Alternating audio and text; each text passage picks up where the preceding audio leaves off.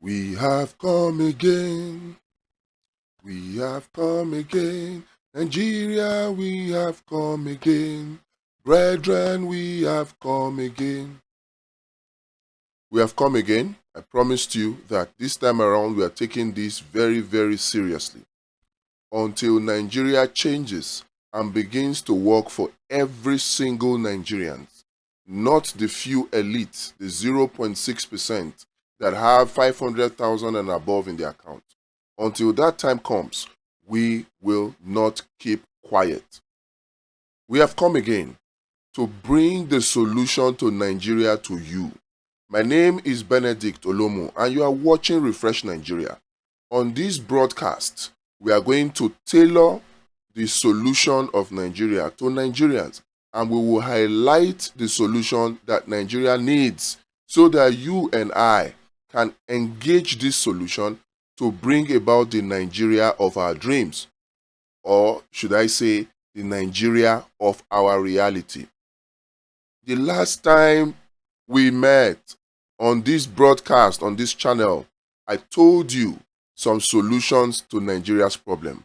First, I said we have to tackle the recruitment problem from the roots, from the source. And that means we must all move towards the political parties. I know that it is easy for us to get distracted with the happenings around Nigeria now. But I encourage you, I implore you, don't lose focus. Don't get distracted. Don't get discouraged. Nigeria can be fixed. Anybody who tells you that Nigeria cannot be fixed or that there is no hope for Nigeria, don't believe that person. That person is either an agent of the enemies of Nigeria or that person simply does not know what the person is saying. Now, we need to tackle the problem of leadership before we tackle the problem of corruption for Nigeria to be better. Now, for us to tackle the problem of leadership, where do we go?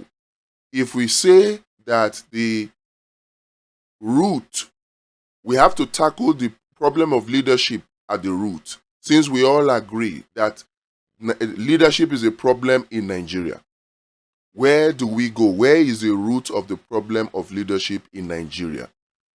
Nigeria is blessed with a lot of good people, as well as some few bad and some few ugly ones. Nigeria is blessed with a lot of good people. The problem is, when we say that the problem of Nigeria is a problem of leadership, we are simply saying that the good people amongst us are shielded away from the corridors of power. They are blocked from coming to show interest in governance. In fact, not only to show interest in the leadership, the good people of Nigeria are also discouraged from coming to even participate in politics or even in elections or even in governance at all. They are discouraged. And where does this happen? This happens at the political parties. The 18 political parties in Nigeria today, or is it 19? All of them, none of them have clearly stated ideologies. So, at any point in time, particularly when the time for political party primaries come, any Tom, Dick, and Harry, anybody can dump one party and jump into another party, not minding whether their ideologies align. In fact, because of the heavy money politics that most politicians are practicing in Nigeria today, people don't care about ideologies anymore. It is special purpose vehicle they see political parties as. And so all they are thinking about is, where can I get ticket? Where can I get ticket? Who do I have to buy? Who do I have to bribe? All of these things happen right at the political parties. Because right now, think about it, the political parties do not have clearly defined ideologies. And I mean all of them. It doesn't matter. If we're going to start to solve the problem of political parties in Nigeria, then we must. If we want to start, let me take that again. If we want to start to solve the problem of leadership in Nigeria, then we must go to the political parties. we must get the political parties to have clearly defined ideologies. Clearly defined ideologies. And a political party that will throw up leaders that will care about Nigeria, that will make Nigeria work for every single Nigerian out there. That political party must have certain ideologies. Like, number one, that political party must be open to every single Nigerian, to give them a level playing field to participate in election, either to vote or to be voted for. And that simply means that the nomination fee for elective position in that political party must be clearly stated. Now, I ask you, in Nigeria today, which political party has nomination form of less than 100,000 naira? It is rare. In fact, if I were to hazard a guess or an answer to this question, it would be that none. We heard the former president of the Nigerian Labour Congress speak on national TV the other day, complaining about how the Labour Party has been hijacked by Abure, and complaining about how the original intention of the Labour Party concerning nomination form has been changed. Recall that even in Edo State right now, that is going to election to elect a new governor in September of this year, 2024, the Labour Party charged a whopping sum of 30 million naira for expression of interest and nomination form for the position of governor. I am telling you, if we as Nigerians don't take charge of what goes on at the political parties, I wonder what Labour Party would charge for position of president in 2027. It will become out of the reach of Nigerians. And that is why it is imperative for us to know, so that we can go to the root and solve the problem of leadership at the root, which is the political party. We ought to know that a political party that will be for the people cannot charge more than 100,000 naira for nomination form for the highest position of president in this our country, Nigeria. Once we can do this, things will begin to correct themselves. More people will get involved in the process. And once more people get involved in the process, there will be competition. And if there is level playing field, genuine and honest people will be thrown up. Genuine and honest people will be thrown up. That is why we need to first of all go to the political parties if we are sincere in solving the problem of leadership in Nigeria. So I said the first thing that we need to do, the first ideology that must be clearly stated out, is the concept of cost of nomination form. For a political party or any political party that is geared towards the people, that political party cannot charge more than 100,000 naira. Now, which political party in Nigeria do you know that charges less than 100,000 naira that charged less than 100,000 naira for the position of president in the last presidential election of 2023? Another clearly stated ideology that a political party that will change Nigeria must have is the fact that it must be clearly stated in the constitution of that political party that nobody, no member of that political party can contest for any elective position unless that member has been a member of that political party for nothing less than 12 months or 1 year. When we do this, we will guard against corrupt politicians who fail to buy nomination tickets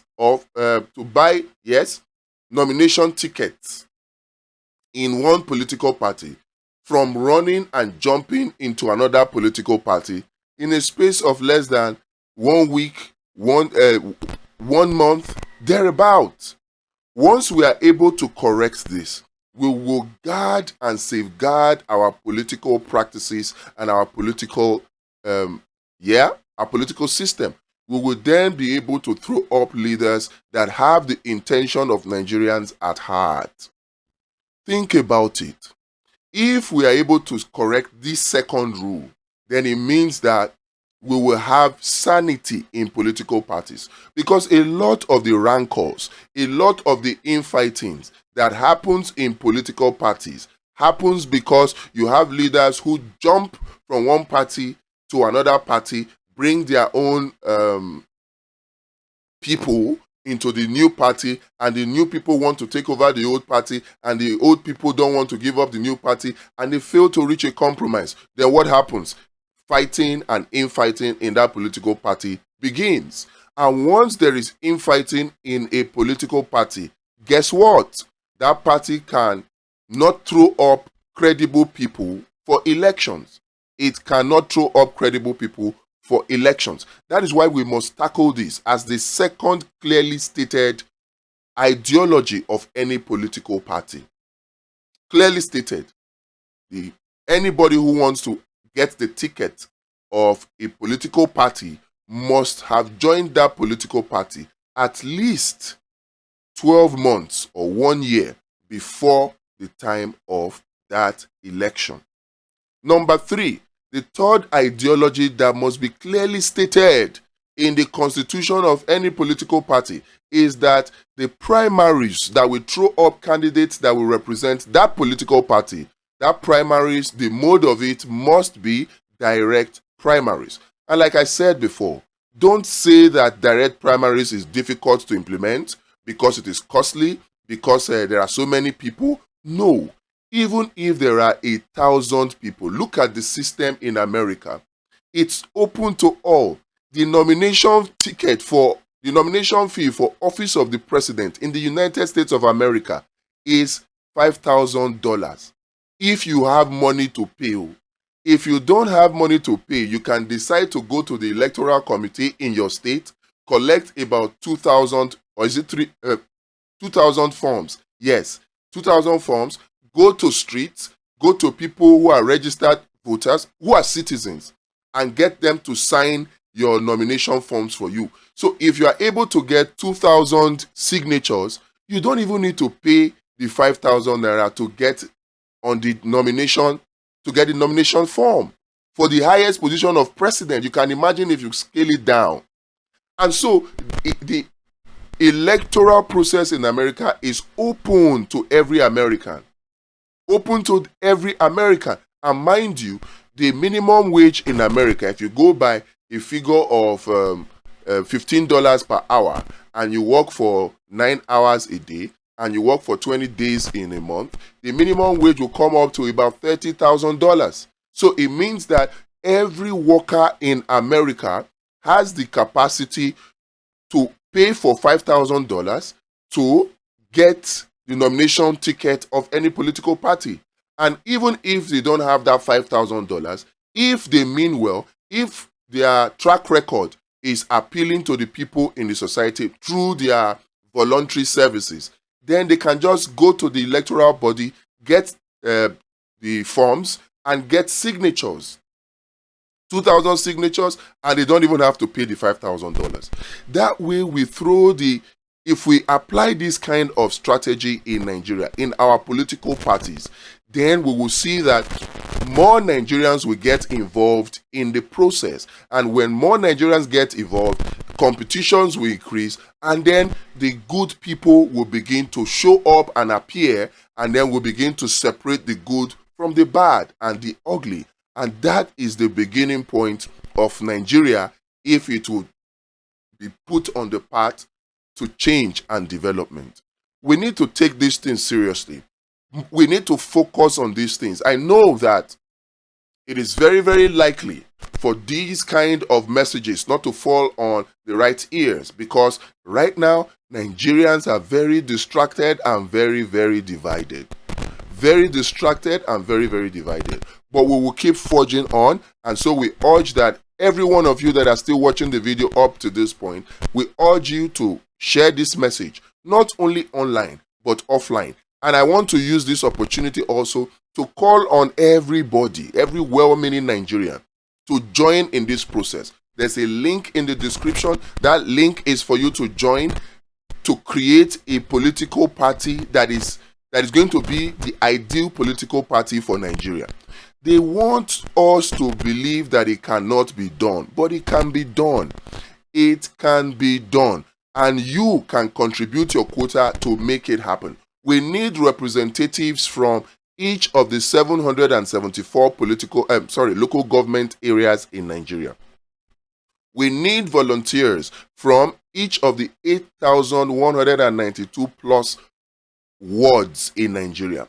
We need representatives from the over 176,000 polling units in Nigeria. So check your ward, check out the form, fill in your name. If you know that you cannot afford 30 million naira for nomination ticket, if you know that you can still do with less than 50,000 naira for nomination ticket in a political party and get the opportunity to join, if not for anything, to participate for the fun of it, so that you can throw up quality arguments that will put these corrupt politicians on their toes. If not for anything, for that reason alone, you need to be able to join in this process. You don't need to be paying millions just to get nomination ticket. That is why we have a leadership problem in Nigeria.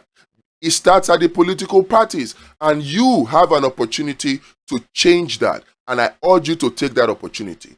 Click the link in the description to join in the creation of a fresh political party, a new political party that will be people-based, that will be created by all of us. Because when it is created by all of us, it is owned by all of us. Nobody can come and say we are the one that owns the party. Nobody can claim that ownership. If all of us started or created the political party in the first place, it's like Bayern Munich. They say that the whole people in Bayern, majority of the shareholders are the people of Bayern. Let's do the same for Nigeria. Let's all come together as the people of Nigeria to create a political party that will act in the interest of the people. The political parties we have now are acting in their own selfish interest. And we must change that. Click the link and join in this campaign. We can do it without spending so much money. We have the numbers. And that is why all these corrupt politicians are doing is engaging in division by religion, division by ethnicity or tribalism. They engage in it. Everything you talk about now is looked at through the lens of ethnicity and through the lens of religion. They did it deliberately so that the Hausas can be fighting the Igbos can be fighting the Yorubas can be fighting the Hausas can be fighting the Yorubas, Igbos, just like that. Instead of focusing on solutions, we are busy fighting each other. Instead of focusing on solutions, we are busy saying it is Emilokon, or it is our turn, or it is the Igbos, or it is the North. No. All the while it has been the turn of the North. What did the North gain? And when I say the North, I'm talking about the majority of the people in the North. What did they gain? Yes, the elite may have got power. They may have got the ability and the opportunity to enrich themselves. But what did the people of the North gain? The highest number of out-of-school children is still in the North. The highest number of, in fact, out of the 10 poorest states in Nigeria, 8 of them are from the North. What are we now saying? Now we have shouted Emilokon, Emilokon. Yoruba man is now there. What is the benefit of it to the people of the Yoruba or the Southwest? Don't count the elite. The elite, like I said in a previous video, they don't have tribe, they don't have religion. There are elites in the Southwest, there are elites in the South, Southeast, North Central, Northwest, Northeast. These people only know tribe or no geopolitical regions or no ethnicity when they want to divide the people. When it comes to the benefit of governance, the primary responsibility of government, which is security and welfare of the people, these people don't care about such things. They share the national cake of Nigeria amongst themselves, regardless of ethnicity and religion. So I ask the question again, now that Tinubu, a Yoruba man, is the president in Nigeria, how many of the Yorubas are enjoying now? How many of them? Yes, if you look at those who got appointment, and we make a mistake of thinking that appointment is the way that any region or any tribe or any religion can benefit from governance. So you will now say, oh, the Yorubas have not benefited. How many Yorubas are in government? Or the Igbos have not benefited. How many Igbos are in government? Or the Hausas, or the Fulanis, or the thieves, or the Urobos are not in government. So they have not benefited from government because how many of them are in government? When we think like this, we make a very, very big mistake. That you have Yorubas, a lot of them in government, does not mean that the general population of the Yorubas are benefiting from that government. As it is with Yoruba, so it is with Igbo, so it is with the North and the Middle Belt and South and wherever. We must stop measuring how a region or a religion or a tribe benefits from government by counting the number of that tribe or that religion or that region that are number of the people that are in positions of power. We must stop it. Because right now, they only do that to divide us. We must change this country. And it can be changed if we come together and create a political party from scratch with clearly defined ideologies. The number 3 thing that we must clearly define, I've mentioned it, I've said that it is primaries that are direct primaries. The mode of primaries must be direct. Yes, the Electoral Act 2022 might have allowed that a party is free to choose between primary and direct. The party is free to choose between direct primaries, indirect primaries, and consensus. You see, these people who wrote this law did it so that they can benefit themselves. It was not done in the interest of Nigeria. They did it so that they can manipulate the system. So I will say, we must change that law to make it such that it must be direct primaries. Look at the American system. I like using it because that is what we copied. Obasanjo copied them in 1978 to give us the presidential system that we are operating today.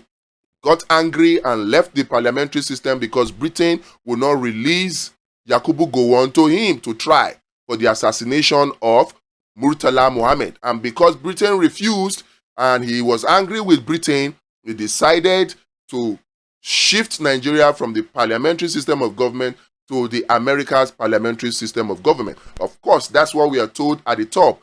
There are underlying currents, the influence of America, the underlying influence of the IMF and the World Bank. All of those things are very, very clearly having a role to play. But let's just stick with the popular narrative that was driven, that is because Obasanjo was angry with Britain, so he switched us. Now, if we're going to copy America, in America, you find out that the mode of primaries is direct primaries. And it doesn't even matter even if it's only one candidate that comes out. In America, even if it is only one candidate that comes out, they will still hold that direct primaries. And they will measure that single candidate against another candidate that is called none of the above. Yes. So even if in a political party only one person shows interest for an elective position, in America, that the party members will still vote to choose between that one candidate and none of the above. We saw it in South Carolina with Nikki Haley and Donald Trump. Donald Trump was not on the ballot in South Carolina in one of their primaries. It was only Nikki Haley. And in fact, there was another option called none of the above. And it was stated clearly there that 62% of the people voted none of the above. And Nikki Haley only got less than 38%. That is how true democracy should work. In Nigeria, we could have adopted that since our people like to copy, but we did not adopt that because the politicians, the senators, the House of Representatives members, the political party caucuses, they didn't want a situation whereby the primaries will go on smoothly. They wanted a situation whereby they can throw in chaos so that when there is confusion, they can smuggle themselves in, and then corrupt politicians can buy over the system and throw themselves up for elective position. That's what they did. But in this, our political party, the third thing that we need to do is to make sure that the mode of primaries is direct.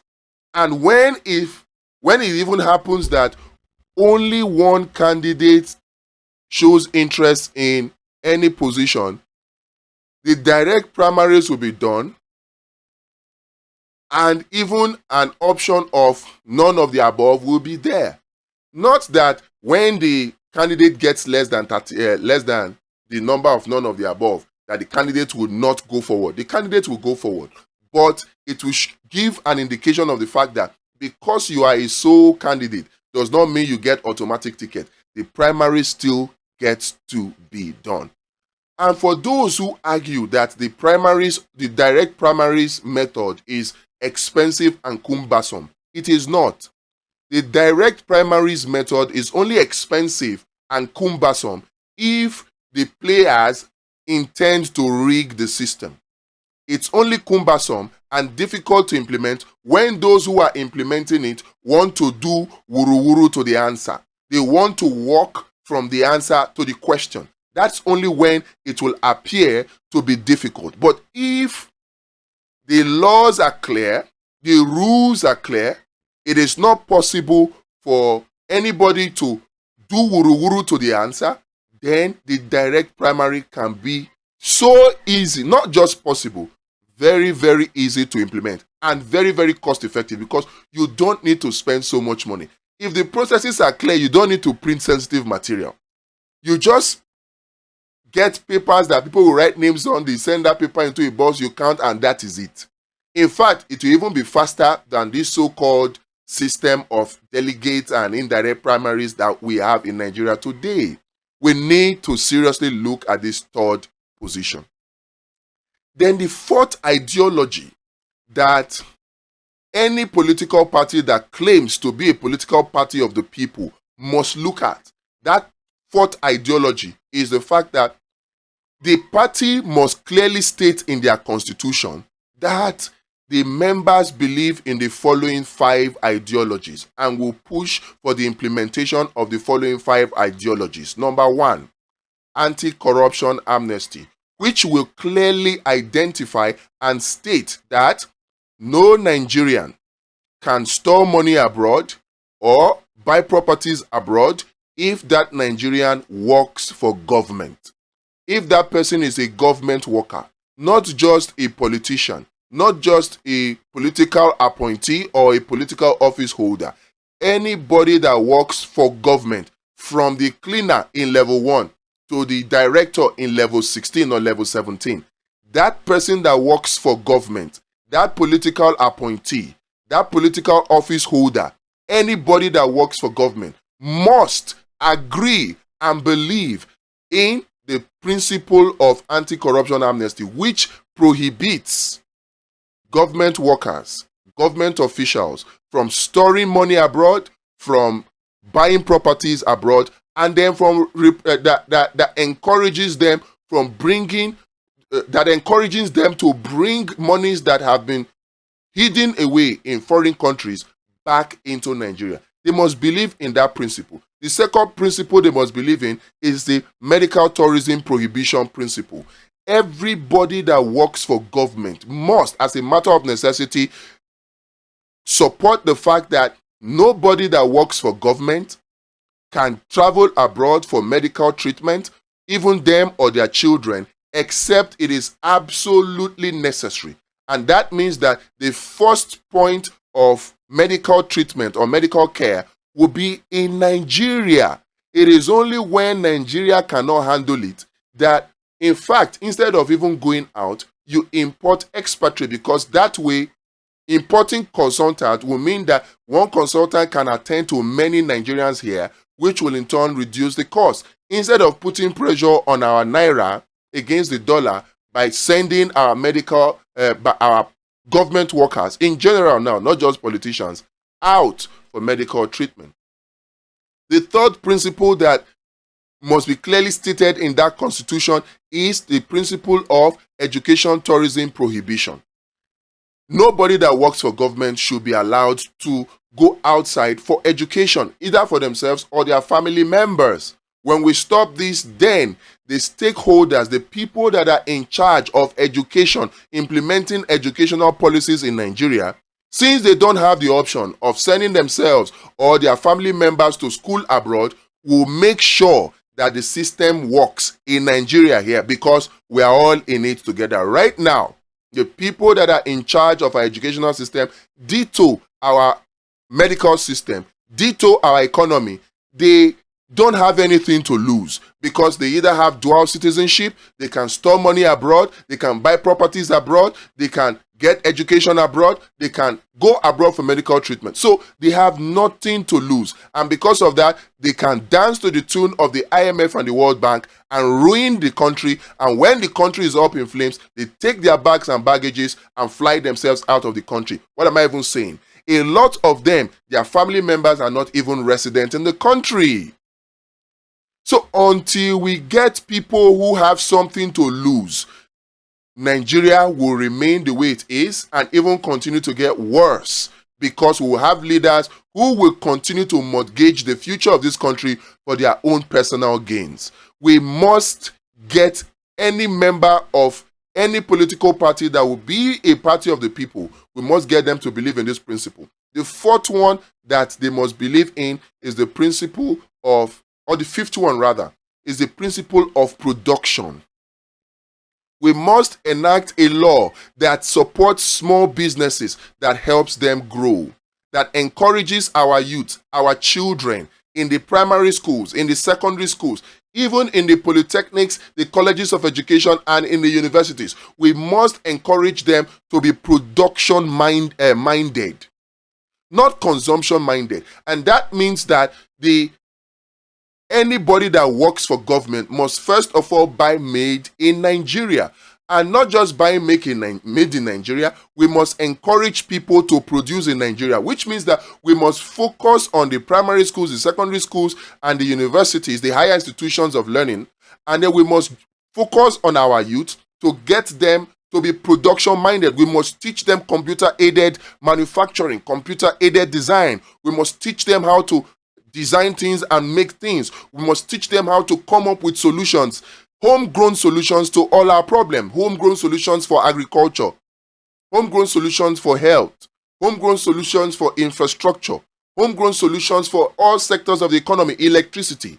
Because until we come up with homegrown solution, every time we spend money on any sector of the economy, we are actually creating unemployment, we are creating more hunger, we are creating more poverty, and shipping all our jobs to foreign countries. If we say right now, think about it, that government is spending 2 trillion naira on agriculture, ask yourself, is that 2 trillion naira actually going to benefit the Nigerian people? What is the efficiency of that 2 trillion naira? Let me analyze it a little for you. Perhaps you will agree with me after you hear this explanation or analysis. The government of Tinubu, for example, now spends 2 trillion naira on agriculture, according to their Greek budget. Majority of that money, first of all, goes to paying the salaries of the people in that sector. Now, those people, when they collect their salaries, ask yourself, what do they spend that money on? They spend it on buying cars, they spend it on buying phones, they spend it on buying importing chairs, they spend it on buying imported food, they spend it on buying things that are not made in Nigeria, majorly.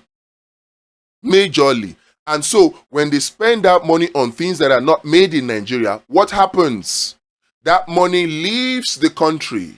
That money leaves Nigeria. And once that money leaves Nigeria, guess what it leaves behind? Unemployment, hunger, poverty. That's what happens, because that money goes to the countries that manufactures those things to develop those countries. So that's one part of the 2 trillion that the government spends on agriculture. The second part of it would be to service loans that have been taken to implement policies in the agri sector. And those loans came from outside, so the money goes back out. Even when they say it is local borrowing, those local banks went outside to foreign banks that have low interest rate, 1%, 3%. They borrow from those foreign companies and bring those money into Nigeria to implement such policies. And then they now charge higher interest rates. So they collect those monies and then pay back the loans to the foreign countries. So whether you think of it in terms of local loans and foreign loans, when the loan repayments are made, the money leaves Nigeria.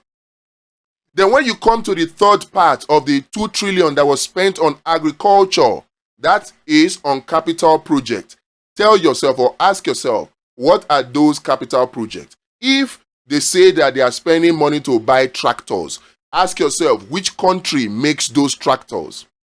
If they say, oh, we are buying utility vehicles, SUVs, so that people can move around and supervise government policies, ask yourselves, which country manufactures those SUVs? So at the end of the day, you find out that that 2 trillion actually does not stay in Nigeria. It leaves Nigeria to foreign countries to develop those foreign countries and leaves unemployment, hunger, and underdevelopment in Nigeria. Don't deceive yourself by saying that, oh yes, but when we get those fertilizers and those tractors, yes, those will now be used to improve the agricultural output. Yes, you may use that to increase the agricultural output, but at what cost? What is the efficiency? If you do the overall analysis based on what I just exposed, you'll find out that the efficiency of that 2 trillion naira that the government says they are spending on agriculture is less than 10%. And of course, you and I know that that efficiency rate, value, or figure is a failure if it were to be an exam. So we need to engage our youths, our children, the general population with a production mindset. And that means that we have to teach them to grow home solutions for all sectors of our economy. And in doing that, we must set up a small business support law that will help small businesses create hubs for different sectors of the economy, create hubs for agriculture, create hubs for textile, create hubs for auto mechanics and manufacturing, create hubs, give them power, give them internet, and encourage them. Encourage them. Encourage them. The fifth principle, and this is the most important of them all, that anybody who will be a part of a political party must believe in, is the fact that there must be free food and social welfare support for those Nigerians that cannot help themselves. There must be free food and social welfare support for those Nigerians that cannot feed themselves. Like I said, I will always say it again. Just like a father that cannot feed his family is an irresponsible father. Not even according to me now, according to our holy books, according to the Bible, according to the Quran. A man that cannot feed his family is an irresponsible father. In fact, the holy books say that that man should not call himself even a believer. Just like that man, any government that cannot feed its citizens is an irresponsible government. In America, the government feeds all their citizens, those who cannot take care of themselves. Yes, there are those who are very capitalist in mindset, who do businesses and make a lot of money, and there are those who are very, very poor that they can't even afford to feed themselves. The government have laws in place, structures in place, institutions in place to take care of those people. And if we are going to copy what they are doing, we must copy it correctly. We must realize that a government that cannot feed all her citizens, all its citizens, is an irresponsible government. Now, let's look at the government of Nigeria. Is the government of Nigeria today, under President Tinubu, is it able to feed all Nigerians? Your answer is as good as mine. Look at this whole issue of palliatives that they say they are giving to the people. Palliatives that is grossly insufficient. You have 200 million people, 200 million Nigerians that are living in poverty. And then you say you are providing palliatives for 1 million. Where are you going to put the remaining 199 million? You say you are providing palliative conditional cash transfer for 50 million people, 10 million household, assuming 5 people per household, 50 million people. Where do you want to put the 150 million people that are remaining? So you begin to wonder, when people think like this and implement this whole concept of palliatives like this, why would there not be stampede when you are distributing these palliatives? Why would there not be stampede? There will always be stampede, because what you are providing is not enough for the people. And that's just a simple truth. And then we have a situation whereby the people in the executives hide behind conditional cash transfer or social safety, whatever, to allocate huge sums of money that are supposed to benefit the people. But what we find in the end is that because it is not clearly defined, these people have politicians that will now be middlemen that will siphon this money on behalf of their principals. So at the end of the day, 90%, 95% of those monies never get to the people. Even when the money reaches the people, somebody has made an agreement somewhere that when you receive this money, I beg your pardon, you must give a certain percentage back. Or for you to receive this money, you must pay so and so money. That is what we see. And in the legislature, the National Assembly, even the state houses of assemblies, what we now find is that they hide under constituency projects to allocate huge sums of money to benefit the people. But when these projects are implemented, majority of that money goes back to those politicians. Yes, and I'm not the one saying it. Take Obasanjo's word for it.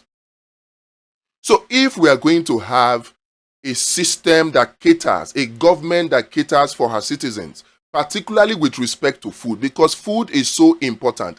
A hungry man is a slave. A hungry man cannot think for himself. A hungry man will sell his vote. A hungry man, there's nothing you tell him, will not understand what is a right-thinking person and a wrong-thinking person. In fact, he does not understand corruption. To a hungry man, corruption is destiny helper. To a hungry man, corruption is divine connection. To a hungry man, corruption is the only way. They see it as answered prayers. They see corruption as miracle. That's what we do in this country because of hunger. So if we're going to have free and fair elections in Nigeria, yes, start from the political parties, but we must do it in such a way that even the general population of Nigeria must be full enough to think clearly. A hungry man cannot think clearly. They think with their stomach rather than thinking with their head. So for us to get the people to participate, a hungry man will rather go to sell his vote than to participate in political parties to make sure that genuine or selfless candidates are thrown up. So if we're going to get people to participate and think clearly and see the CVs of the candidates, then we must solve the food problem for those Nigerians. And that can only happen when we institutionalize. It should not be a gamble. It should not be for a group of people while others languish. It should not be a tool that the politicians will now use to buy votes even before elections come. Because when we see people like Wike distribute rice with government money and put their own picture on it, the impression is that it is Wike that is doing it or it is Tinubu that is doing it. Meanwhile, it is government money. In fact, like I said before, people like Femi Falana must not come out. People like Serap must not come out to sue the government and hold these people accountable, because this has to be criminal. The effect on the people is vote buying, even before the elections come. So if we have to free the people, we have to change that structure to create and enact a law that is called the Free Food and Social Welfare Law that will institutionalize the process and make it clearly stated. And the process becomes clear to all Nigerians. If you are a Nigerian and you are hungry, you don't have money to buy food for yourself, you don't have money in your account, go to a particular website, benefits.gov.ng. When you go to this website, you register with your BVN, with your NIN, and of course your account number. Once you do this, and don't tell me that, oh, not all Nigerians have account numbers. This will be an opportunity for most Nigerians to key in. If you want to be helped, you want money to buy food, go and register an account number, open an account number with any bank. What will people do? The man that is hungry will definitely go and open the account. Or even if the man is not enlightened enough, the son or the daughter or the brother or the sister who will encourage them and help them to do this, to open the account. And because the BVN is fingerprint related and the NIN is fingerprint related, biometrics based, then we'll have each individuals with their unique NIN and unique BVN, and of course unique account number. So we encourage the people, the first thing they need to do, if you don't have money to buy food, go to the website benefits.gov.ng and register. Once the registration is done, the agency handling the verification will then verify using your BVN and your NIN to ensure that, okay, yes, truly this person from this record in the past 6 months or his record in the past 1 year has not gotten more than so amount. And so the person is eligible for the free food support or welfare support of any kind. Once that verification is made, cash is not given to the person in hand, because when we do that, we also risk inflation, too much money chasing too few goods. What happens is that that person is given a benefits card. We can call that benefits card the Eagle card or the Green card or the welfare card. But that card is actually an ATM, a special kind of ATM that is only usable in specific location to buy food only. So you don't give cash to people and they used to go and buy other things, clothes, entertainment and all that. No, you give it to them and they can only use it to buy food. So what do you now do with that money?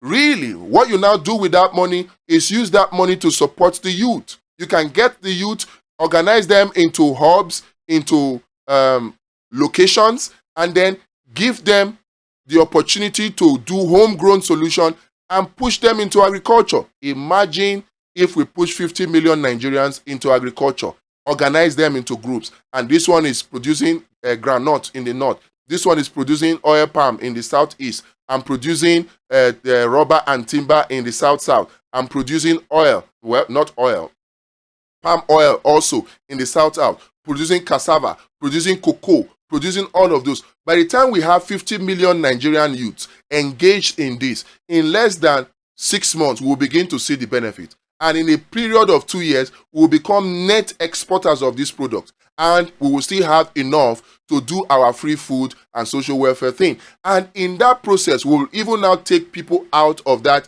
free food and make them to be able to sustain themselves through the process of agriculture. We can do these things. Once we do this, you find out that money is not leaving Nigeria to go to other countries in the name of buying tractors and all like, because we will build our own local solutions. And then we get many people involved, and then the money stays in Nigeria. In getting them involved, what do? We are actually increasing their output. We are taking them out of the multidimensionally poor, and we're bringing them to a situation, a position, a place where they can cater for themselves. That is the fifth principle that must be enshrined in the constitution of any political party that is claiming to be a party for the people, that has the intention to change and fix Nigeria. We must do these things if we want Nigeria to be better. We must do these things if we want Nigeria to be better. So like I said, the ball is in our court. The ball is in our court. And I have to say something that is very, very important here again today. To all of you out there who are paying tithes, who are doing offerings, right? Whether in the churches or in the mosque, the time has come for you to stop. There is an account number in the description below. Is the account number of the Royal Purple Bee Foundation. For now, pay your tithes, pay your offering into that account. Whatever you have to contribute, put it there. We are going to use this money to feed the people. And to feed the people, we will start by implementing these policies. Because, yes, we will push for this law to be passed. We have to, there's going to be a time difference between when we push this law and when the National Assembly will pass it, this current 10th Assembly, if they will pass it. And if, despite our pressure on them, they don't pass it, we will ensure that this new political party that we have created will make sure that none of the current members of the National Assembly return, because it will be a people movement. And if they don't return, we now bring people that believe in all of these policies, because it will be clearly stated in the political party constitution. Once those people come, they will pass the law. But for now, we need to start feeding hungry people. And we need to do it in such a way that people see that it is not corrupt politicians that are doing it. It is the government. It is the people that are doing it. And that's why I'm saying that the monies for tithe, the monies for offerings must now be paid into this account in the description below. For now. Because once this law, this free food and social welfare law is passed, what it will then mean is that part of it will be the creation of a fund called the Welfare Fund or the Social Welfare Fund. That Social Welfare Fund will now have sources of income that includes contributions from Nigeria. So that time, once you create the Social Welfare Fund, will encourage you to pay your tithe and your offering into that fund. But for now, so that we can have the funds that we need to drive this program, pay your tithe and offering into the account number given in the description. Pay your tithe and offering into that account number.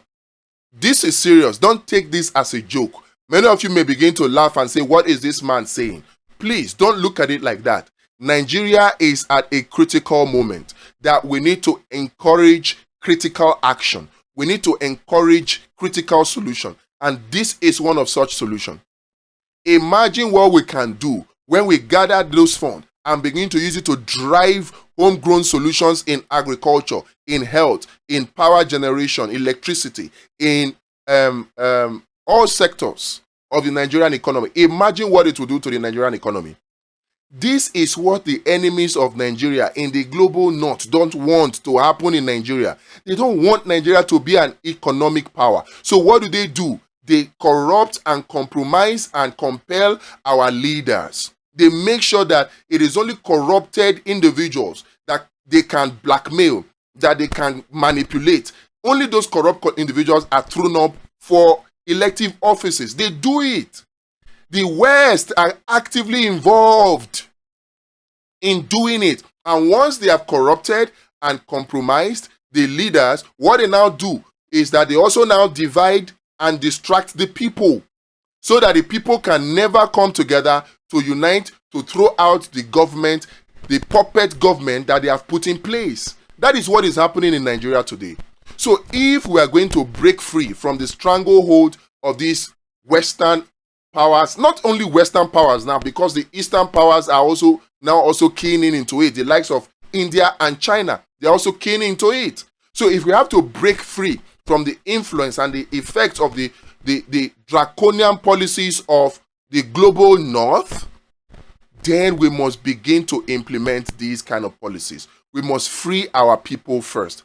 This is not a joke. This is not a drill. This is serious. This is life and death for Nigeria and for Nigerians. Indeed, for Africans, because the sub-Saharan Africa, for sub-Saharan Africa to grow, they all must engage these policies that I'm outlining right now. If you look at it critically, you will know that it is serious business. And not forgetting, let me also seize this opportunity to also call on every well-meaning Nigerians again. Remember, I said it before. We need people from every ward across Nigeria, volunteers. We need people from every local government to act as representatives. We need people from every state and the FCT. These people, you and I are going to now form the core, the structure, the foundation, the skeleton around which the political parties that we're talking about is going to be built. We need you to click the link in the description to sign up. Let us come together. We have the numbers.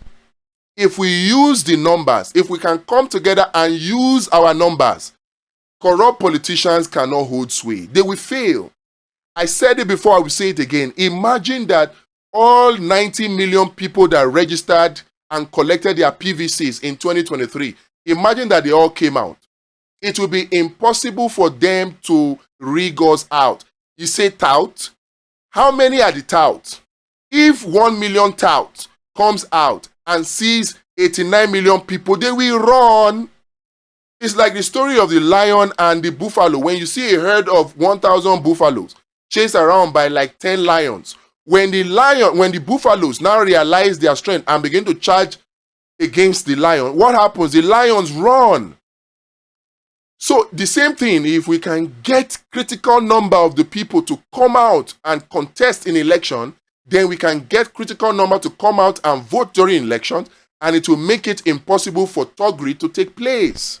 It will make it impossible for security operatives to turn to turn a blind eye and allow criminality to go on. It will be impossible. Because really, how many people soldier go kill or police go kill? How many? They know this. They know that we have strength in our numbers. And that's why they always try to divide us along ethnic and religious lines and to distract us. Now, many people don't pay attention to this, but it's even worse than the division of ethnicity and religion. The distraction of entertainment, the distraction of music, the distraction of comedy, the distraction of football, the distraction of movies, the distraction that those bring is worse than the division of ethnicity and religion.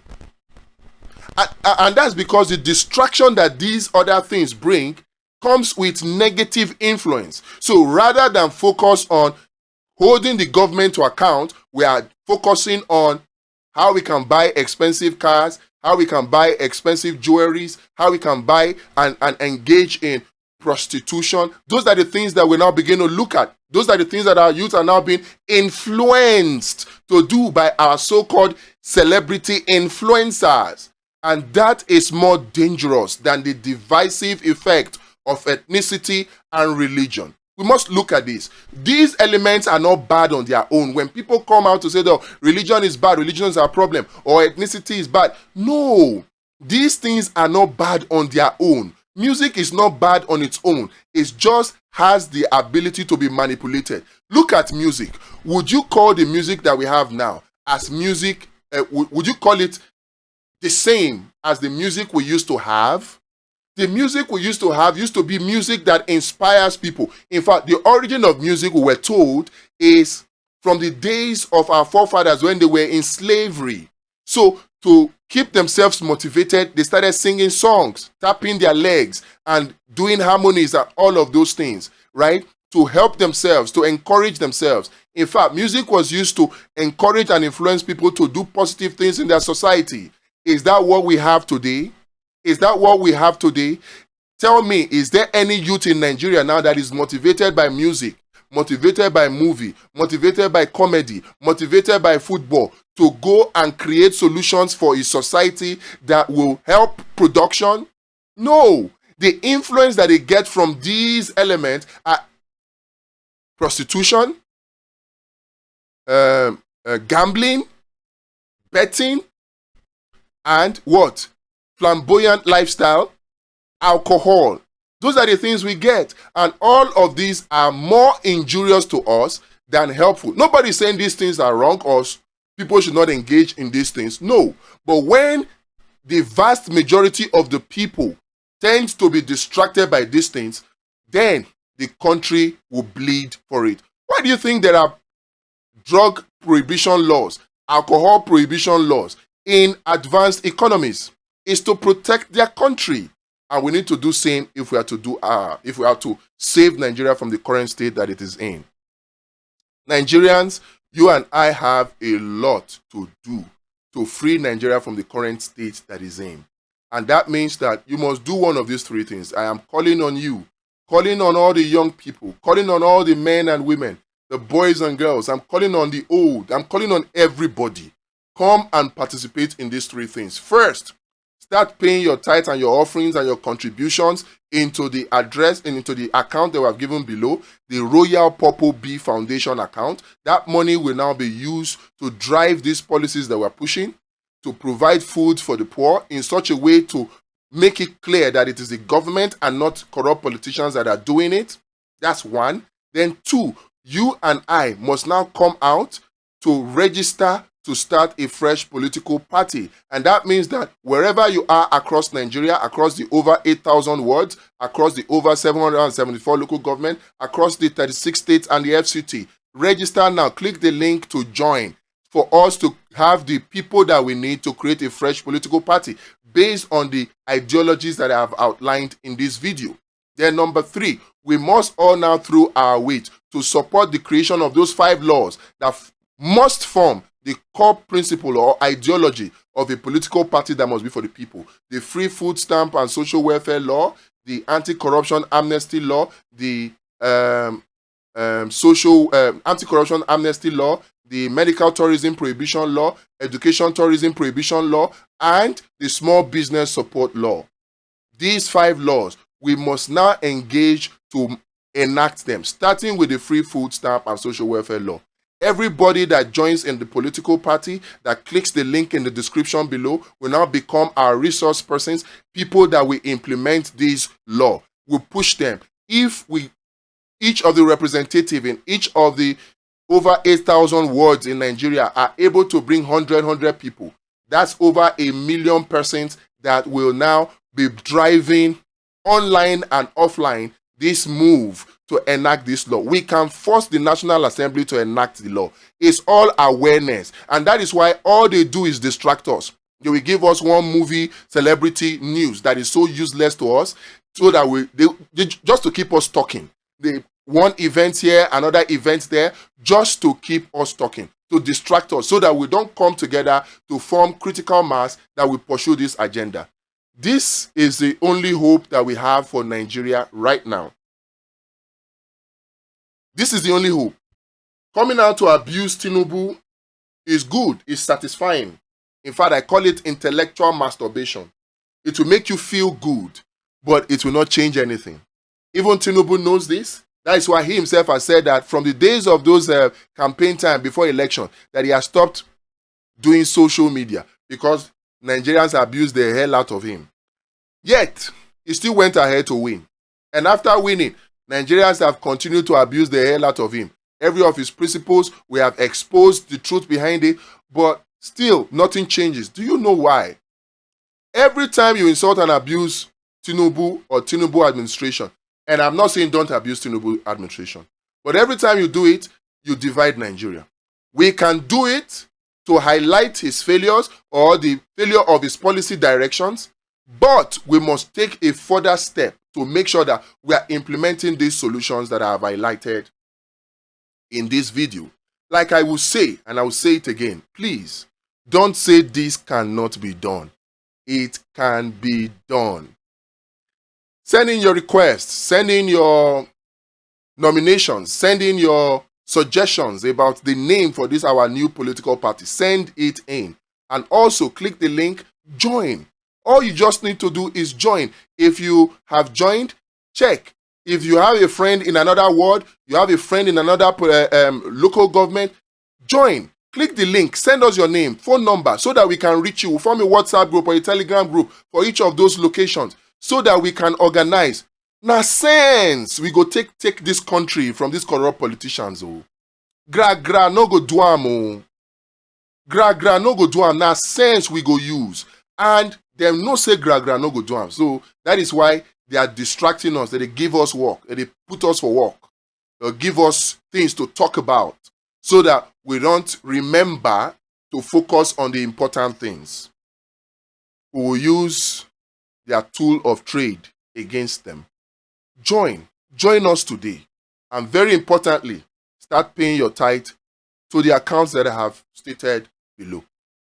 Nigeria will be changed. Nigeria will be phased. It will be saved. Beginning from you and I. We must move away from this politics of sentiment, politics of ethnicity, politics of money, politics of religion. We must move away from it. And we must realize that united, we are better. For those of you always calling for the division of Nigeria, we are stronger together. We are better united. I'm telling you, it is in our own interest for us to stay together as one Nigeria. I will use this opportunity to appeal to you who are calling for Biafra. Dump that idea. Those of you who are calling for Oduduwa, dump it. Those of you who are calling for Arewa country in the north, dump it. Those of you who are calling for Middle Belt country, please dump it. We are better together. Better together. Better together. What is it that we want? Is it not for the country to work? That is what we want. It's not for our person to be the president. That's not a benefit. That is not a benefit. I've talked about it before. I will still continue to talk about it anyway. That you have somebody from your tribe in position of power, that is not a benefit to your tribe. So we must stop measuring the benefits to our tribe or to our religion or to our ethnicity. We must stop measuring that benefit by the number of our tribe or our religious member or our geopolitical zone that are in power. We must stop it. We must look at the dividends of democracy, the benefits of governance. If all of us get free food to eat, and all of us are able to get job to work, and all of us are able to get enough money to give our family the life that they deserve, what do we need to care who is president or who is not president? It won't matter. So let us stop this whole talk about division. We are better together. I'm appealing to all of you using this opportunity. Contribute. Before you jackpot save. I know many of you are calling that people should jackpot. The other time, the MD of Airpeace, Allen Oyema, said that a 200,000 per month worker in Nigeria is better than a $2,000 worker elsewhere. And people are arguing that people should not people should jackpot. I will tell you, don't jackpot, because jackpot makes it easy for these corrupt politicians to continue to enslave us and continue to dance to the tune of their puppet masters, to implement the policies of their puppet masters to keep Nigeria in the perpetual slavery that we are in. We are in slavery. Make no mistake. We are in slavery. But we have something that we can do about it. And I'm encouraging you to do your own part. I don't talk again today. It doesn't matter how we start. What matters is how we end. Today it can be one person watching and hearing and sharing. Tomorrow it will be 2. The next it will be 4. The next it will be 8. Very soon we will get critical mass and we will change this country. So if you have watched up to this point, please, I implore you to share this broadcast, not only across social media, but even offline. Let people know where they should be paying their tithes and offerings to.